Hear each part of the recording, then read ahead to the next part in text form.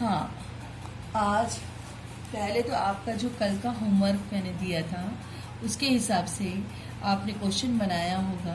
तो इसमें देखा होगा कि इस क्वेश्चन में A B plus A C plus A square का गुणनखंड उभयनिष्ठ निकाल कर ज्ञात कीजिए।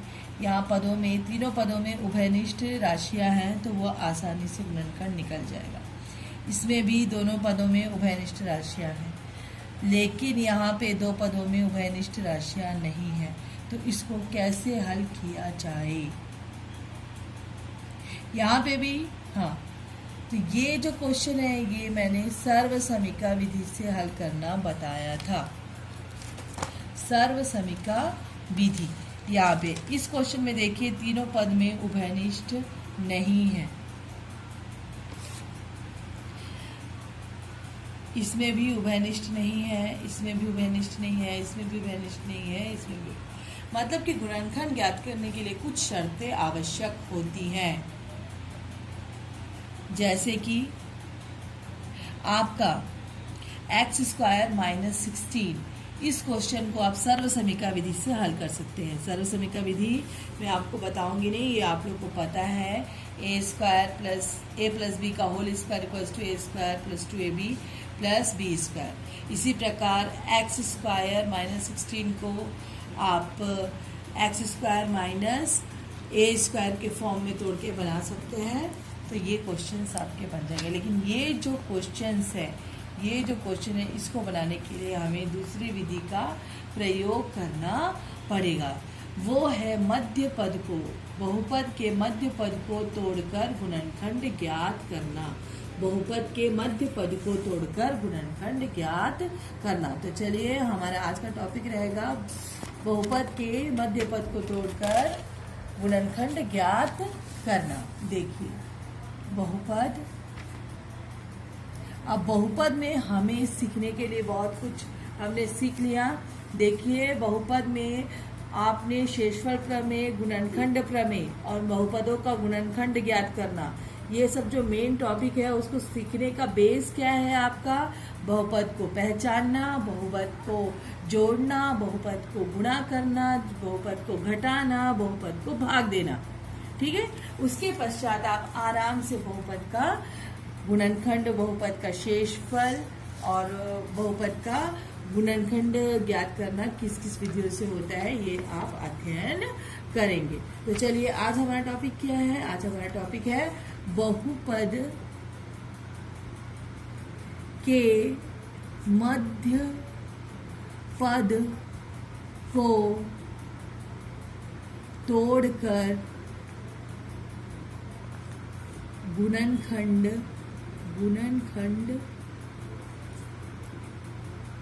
ज्ञात करना।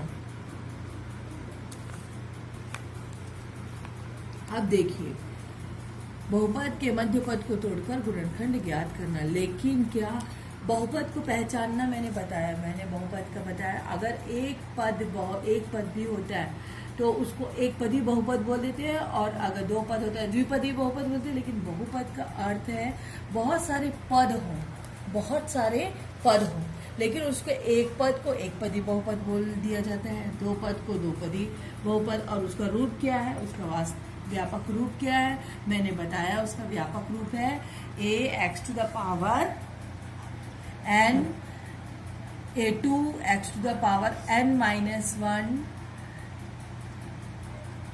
a।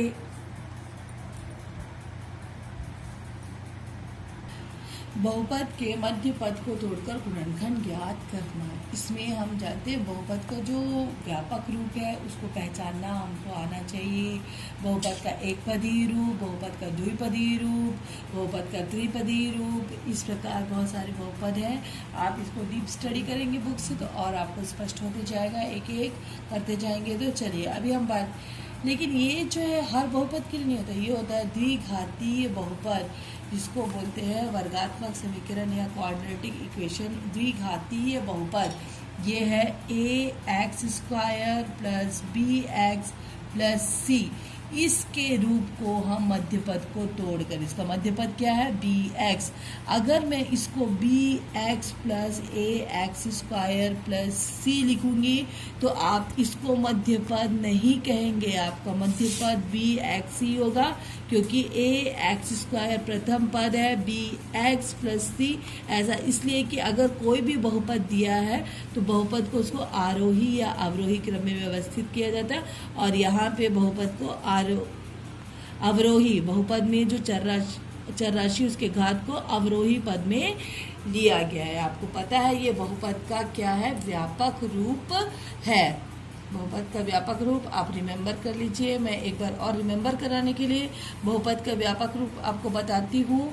A x to the power n a n minus one x to the power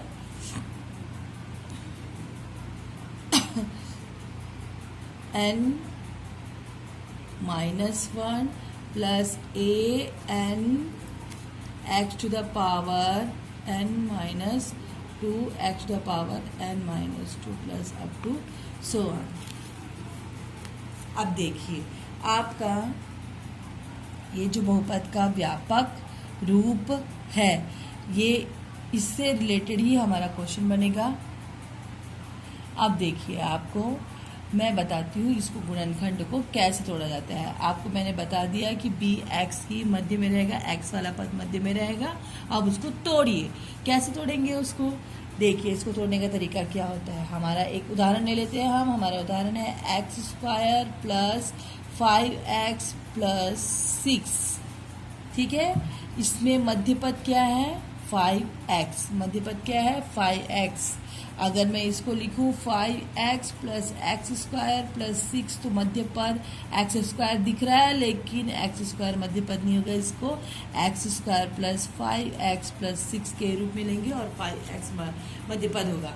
अब इसमें देखिए हमको क्या करना, गुणनखंड ज्ञात करना। गुणनखंड ज्ञात करने के लिए हमको क्या लेना है, उभयनिष्ठ लेना है ना। अब उभयनिष्ठ किस प्रकार से लेंगे, तो यहाँ तो उभयनिष्ठ नहीं है तीनों पद में, तो कैसे गुणनखंड ज्ञात करेंगे बहुपद का, हमको बहुपद का गुणनखंड ज्ञात करना है ना। हम कैसे ज्ञात करेंगे बहुपद का गुणनखंड, देखिए अब इसके लिए हम क्या करते हैं, मध्य पद को तोड़ेंगे। किस प्रकार तोड़ेंगे, अगर हमारा जो 6 है अचर पद है वो और मध्य पद है ना, तो मध्य पद को जोड़ते हुए और बहुपद को गुणा, अचर पद को गुणा करते हुए हम तोड़ेंगे। जैसे कि होगा एक्स स्क्वायर प्लस 3 2 5, हमारा क्या है 3 धन 2 बराबर 5, तो 2 धन 3 लिख सकते हैं इसको, और x प्लस इसको 2 गुणित 3 लिख सकते हैं, है ना। तो इसमें क्या हुआ कि हमारा मध्य पद यहाँ 2 धन 3 आया और 2 गुणित 3 आया, सेम आ रहा है। तो इस प्रकार तोड़ के हम इसको बनाएंगे। देखिए यहाँ पे 3 दूनी 6 होता है और 3 धन 2 5 होता है। तो ये 5 को हमने 3 धन, यहाँ बीच वाले पद को धन के रूप में तोड़ेंगे और अचर पद को गुणा के रूप में तोड़ेंगे। लेकिन अगर हमारा 3 धन 2, यहाँ 3 धन 2 धन 3 आए और यहाँ पे 5 गुणित 6 आए तो वो नहीं हो पाएगा, उसका जो मान है वो गलत हो जाएगा। तो इसको और डिटेल में मैं समझाऊंगी, लेकिन पहले आप इस उदाहरण पे ध्यान दीजिए कि इस उदाहरण में किया क्या जा रहा है। तो देखिए यहाँ पे एक्स स्क्वायर है प्लस 2x प्लस 3x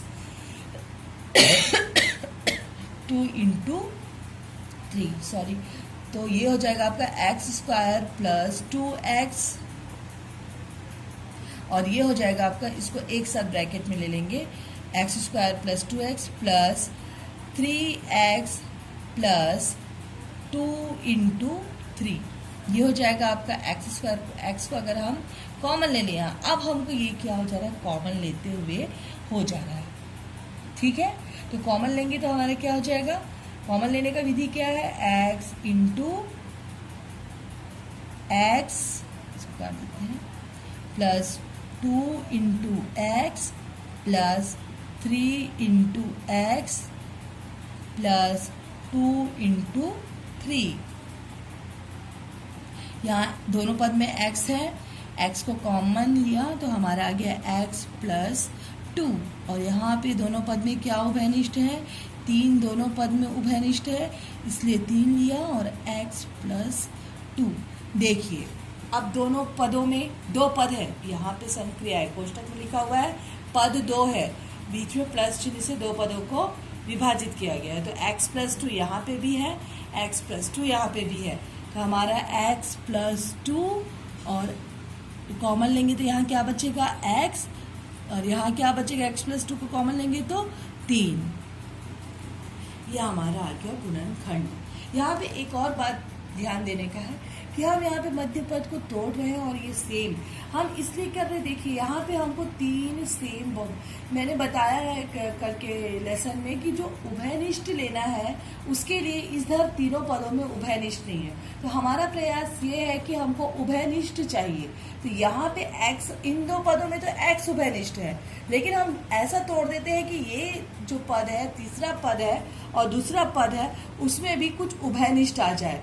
तो इसीलिए इसको 3 धन 2 धन 3 और इसको 2 गुणित 3 में तोड़ा गया है, ताकि यहाँ पे 3 3 उभयनिष्ठ आ जाए या 2 2 उभयनिष्ठ आ जाए, जिस प्रकार भी बने। तो इसलिए इस प्रकार के मेथड का प्रयोग किया गया है। तो हमारा आ गया x प्लस 2 और x प्लस 3। ठीक, तो ये हमारा गुणनखंड आ गया। ये क्या है, ये है हमारा गुणनखंड। अब देखिए इस तरीके को सीखने के लिए हम एक व्यंजक का भी उपयोग कर सकते हैं। जैसे कि हम यहाँ पे अगर ले लें, देखिए यहाँ पे ये अल्फा ले लें 2 को और इसको बीटा ले लें, x प्लस अल्फा और x प्लस बीटा, ये 2 है और ये 3 है, ये हमेशा सेम नहीं आएगा, ये अलग आएगा। तो ये अल्फा है और ये क्या है, बीटा है। ठीक है, तो ये क्या हो जाएगा, x plus alpha x plus beta. ठीक है, अब देखिए ये क्या हो जाएगा आपका, इसको हम क्या लिख सकते हैं इस रूप में। अगर हम पीछे की ओर जाएं तो इस पद की ओर ध्यान दें, इसमें पीछे की ओर जाए और इस पद की ओर ध्यान दें, इस पद की ओर ध्यान दें, तो हमारा क्या लिख सकते हैं हम इसको, 2 क्या है अल्फा और 3 क्या है बीटा। ये हो जाएगा x square plus x alpha plus beta, और यहाँ पे क्या हो जाएगा alpha into beta, alpha into beta. तो क्या हुआ, अल्फा एक्स प्लस अल्फा व एक्स प्लस बीटा के गुणनफल के रूप में प्राप्त व्यंजक को हम किस रूप में लिख सकते हैं, x square plus b x plus c के फॉर्म में लिख सकते हैं। कहने का मतलब कि x alpha plus beta equals to b और alpha into beta equals to c. देखिए इससे क्या हो जाएगा आपका अल्फा प्लस बीटा। अब हमारे सामने स्पष्ट हो गया कि a x square plus b x plus c के रूप में जो गुणनखंड होता है उसमें हम ए और सी प्रथम पद के गुणांक और अचर पद को या अंतिम पद को गुणा करते हैं, और बी मध्य पद के लिए उसी ए और सी को आपका यहाँ पे बी के लिए गुणा में प्लस या माइनस करके हम तोड़ते हैं। अल्फा इंटू बीटा और अल्फा प्लस बीटा के रूप में प्रथम पद व सी को गुणा करते हैं और जो प्राप्त होता है उसको अल्फा प्लस बीटा के रूप में बी एक्स में हम जोड़ते या घटाते हैं। इसको हम उदाहरण द्वारा समझ सकते हैं। जैसे कि आपने इसमें देख रहा है, इसमें जैसे दिखाई दे रहा है उसको हम कर सकते हैं आपका जैसे 2 + 3 और 2 × 3। अब देखिए कैसे गुणनखंड निकालना है। यहाँ पे कंपेयर कीजिए, इसको इससे कंपेयर कीजिए। एक्स स्क्वायर ए, यहाँ पे क्या है गुणांक, कुछ नहीं है मतलब 1, ए बराबर 1, 3x bx, b बराबर 3, c बराबर 2। ठीक है, अब क्या करना है, प्रथम पद और अंतिम पद को गुणा करना है। a × c दैट मीन्स 1 × 2, ठीक है, इक्वल्स टू 2। अब दो संभावित गुणनखंड हो सकते हैं। अब दो के गुणनखंड जो हमने गुणा किया उसका गुणनखंड हमारा क्या रहेगा, b। इन दोनों के गुणा का गुणनखंड क्या रहेगा, b। तो हम क्या करेंगे, आपका दो के संभावित गुणनखंड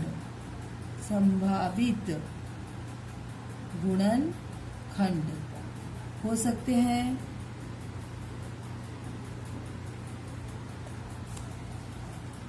पहला, दो का गुणनखंड क्या हो सकता है, 1 इंटू 2, 2 एकम 2।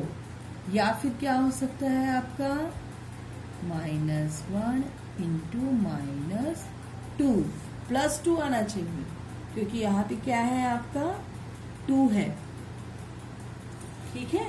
तो दो है, दो का संभावना धनात्मक 2 है ना। तो धनात्मक 2 के लिए a इंटू सी किया, 2 आया, क्या कि 2 इंटू 1, 2 एकम 2, ऋण ऋण धन 2 एकम 2, है ना ये। तो अब इसमें से अब इसको क्या करेंगे, जोड़कर देखेंगे या घटाकर देखेंगे। तो हमारे यहाँ पे क्या है, 3 है, इसको जोड़ेंगे तो हमारा क्या होगा, 2 + 1 = 3। और अगर हम इसको जोड़ेंगे -1 + -2, तो ये हमारा क्या आएगा, -1 धन ऋण ऋण और 2, दैट मीन्स -3। लेकिन हमको क्या चाहिए, +3। तो हम किस गुणनखंड को सेलेक्ट करेंगे, 2 + 1 = 3 को, ठीक है। तो देखिए अब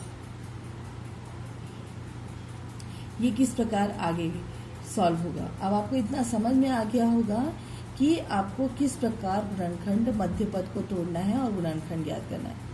सबसे पहले जो आपका बहुपद है उसको ax² + bx + c से कंपेयर करेंगे, a b c ज्ञात कर लेंगे, a इंटू सी प्रथम पद और इसको गुणा करेंगे, जो आएगा उसका गुणनखंड प्राप्त करेंगे। और गुणनखंड कैसे प्राप्त करेंगे, आपका गुणनखंड निकालने के बाद जिसका वैल्यू +b होता है, जैसा क्वेश्चन में रहेगा, अगर यहाँ माइनस रहेगा तो -b और यहाँ पे प्लस रहेगा तो +b के रूप में गुणनखंड ज्ञात करेंगे। अब हमको पता चल गया 2 + 1 के रूप में तोड़ना है।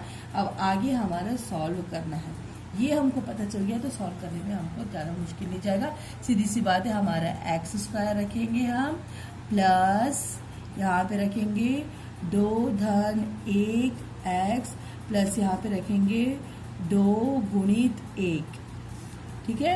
ये हो जाएगा x², ये हो जाएगा 2x, और ये कितना, ये देखिए यहाँ पे क्या हो रहा है, आपका बहुपदों का गुणा हो रहा है, तो उसको सीख लीजिए, +x + 2 एकम 2। अब क्या हो जाएगा आपका, यहाँ दोनों जगह x उभयनिष्ठ है, x को कॉमन ले लेंगे, x + 2। अब ये कॉमन लेने की विधि मैंने बता दिया है, एक स्टेप गायब कर दिया है, तो फिर आप उसको समझ जाइए। यहाँ पे क्या है, उभयनिष्ठ x और 2 है, तो 1 है उभयनिष्ठ, हम 1 को निकालेंगे, x + 2।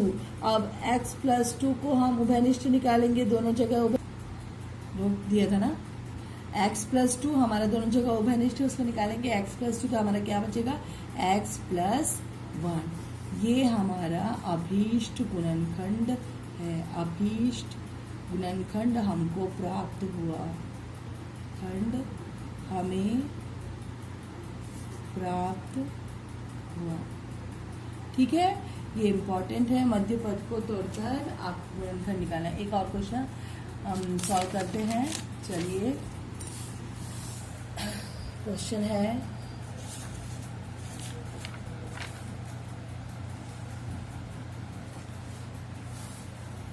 अब हमारा क्वेश्चन है x² - 8x + b। इसका कंपेयर किससे करना है, सबसे पहले इसकी तुलना करेंगे ax² + bx + c से, ठीक है। तो ax² + bx + c से कंपेयर करेंगे तो a बराबर कितना है, 1, b बराबर कितना है, -8, c बराबर कितना है, 15, ठीक है। अब हम क्या करेंगे, a इंटू c, ठीक है, a इंटू c हमारा क्या हो गया, a into C 1 into 15 equals to आपका 1 इंटू 15 15। ठीक है, अब हम ज्ञात करेंगे। 15 का संभावित गुणनखंड क्या है? 3 इंटू 5 माइनस 3 इंटू माइनस 5। अब देखिए 3 इंटू 5 मतलब 5 धन 3 8, लेकिन हमको क्या चाहिए? -8। तो हम क्या करेंगे? आपका -3 इंटू -5 करके देखते हैं। तो ये भी ऋण ऋण धन 5 तिया 15 5 तिया 15 आता है, लेकिन इसको जोड़ेंगे तो सही आ रहा है क्या? -3 प्लस -5 किया, -3 -5 है ना ऋण ऋण, ये हो जाएगा आपका -8। कहने का मतलब कि हमारा आ गया जो हमको चाहिए था। तो हम किस रूप में तोड़ेंगे? -3 और -5। तो हम लिख देते हैं, आपका हो जाएगा क्वेश्चन में x² - 3x - 5x प्लस आपका हो जाएगा -3 इंटू -5। ठीक है, अब क्या हो जाएगा आपका? x² - 3x - 5x प्लस यहाँ हो जाएगा ऋण धन मान लेंगे, यहाँ से दिख रहा है हमको x कॉमन है, x को कॉमन लेंगे तो x -3 और यहाँ से -5 दोनों में कॉमन है, -5 को कॉमन निकालेंगे, क्या बच जाएगा? x -3। अब क्या हो जाएगा? x -3 दोनों तरफ कॉमन हो जाएगा, तो x -3 को हमने बाहर निकाल लिया, क्या बच गया? x और -5। हमारा क्या हो जाएगा? x -5। ठीक है, तो हमारा ये गुणनखंड आ गया। अब देखिए, मैं आपको होमवर्क के लिए प्रश्नावली 3 के क्वेश्चंस का वीडियो दिखाती हूँ, उसे देख लीजिएगा और उसको पूरे क्वेश्चंस को बना के प्रैक्टिस करिएगा। इसके लिए इसमें कुछ डिफरेंट क्वेश्चन भी है, लेकिन उसको आप समझ के खुद बनाने की कोशिश करिएगा। मैं उसको चेक करने के बाद, आप लोग का देखने के बाद किस प्रकार का होता है आगे का, आपको तैयारी करवाऊँगी। थैंक। और आप लोग को ये भी बता दूँ कि पिछले क्वेश्चन में जो मैंने दिया था, वीडियो जो दिखाया था, उसे मैंने कहा था कि आप उसको शेषफल प्रमेय से आप उसको उभयनिष्ठ निकाल कर हल करें, तो आपको समझ में आ गया होगा कि किस प्रकार उभयनिष्ठ निकाला जाता है और कौन से क्वेश्चन हल होंगे और कौन से क्वेश्चन हल नहीं होंगे। तो आपका इस प्रकार ये क्वेश्चन से समझ में आ गया होगा कि इसको हमको इस प्रकार के क्वेश्चन जो आते हैं जिसमें सारे पद में उभयनिष्ठ व्यंजक नहीं रहता है, उभयनिष्ठ राशि नहीं रहती है, तो उसे हम गुणनखंड मध्य पद को तोड़ते हुए गुणनखंड के रूप में ज्ञात करते। तो आप इन सब क्वेश्चनों का प्रैक्टिस कर लीजिए। ठीक है, आज के लिए